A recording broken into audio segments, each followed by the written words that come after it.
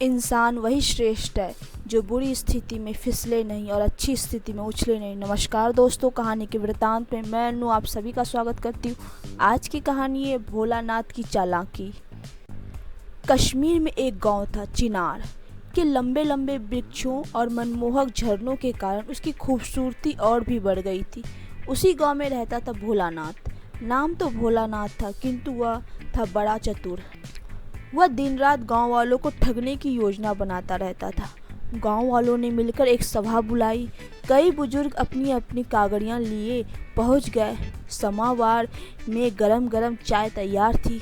मुखिया ने सबको चेतावनी दी कि वे गलती से भी भोलानाथ की चिकनी चुपड़ी बातों में ना आए। गांव वालों ने प्यालों में चाय सुड़की और लौट गए। इधर भोलानाथ के मन में नई खुराफात तैयार थी। वह सूफिया के घर जाकर बोला, बहन, मेरी रिश्ते की आपा आई है। वह सर्दी के मारे उनका बुरा हाल है। यदि एतराज ना हो तो अपना फिरन दे दो, जल्दी ही लौटा दूंगा। सूफिया ने एक दो पल सोचा और फिरन दे दिया। भोलानाथ इसी तरह बहाने से 2-3 घरों से फिरन मांग लिया। 4-5 दिन बाद वह सूफिया के घर पहुंचा और एक ही बजाय 2 फिरन लौटाए। सूफिया बोली, भाई भोलानाथ, यह छोटा फिरन तो मेरा नहीं है। बहन, तुम्हारे फिरन ने रात ही इसे पैदा किया है। यह इसका बच्चा है, तुम रख लो। सूफिया भला क्यों मना करती। उसने दोनों फिरन रख लिए।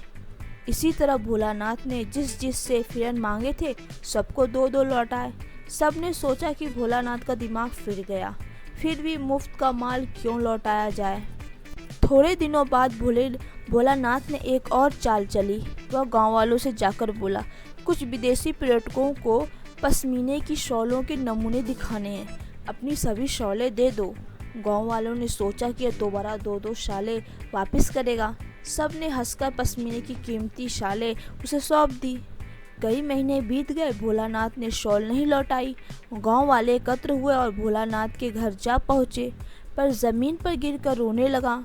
सबने पुचकार कर अपने सामान के बारे में पूछा तो वह बोला, क्या बताऊं जी, सबकी सालों ने इस बार 2-2 छोटी सालें पैदा की थी।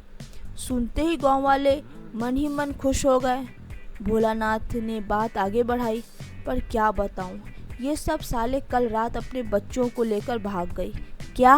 गांव वालों के मुंह खुले के खुले रह गए।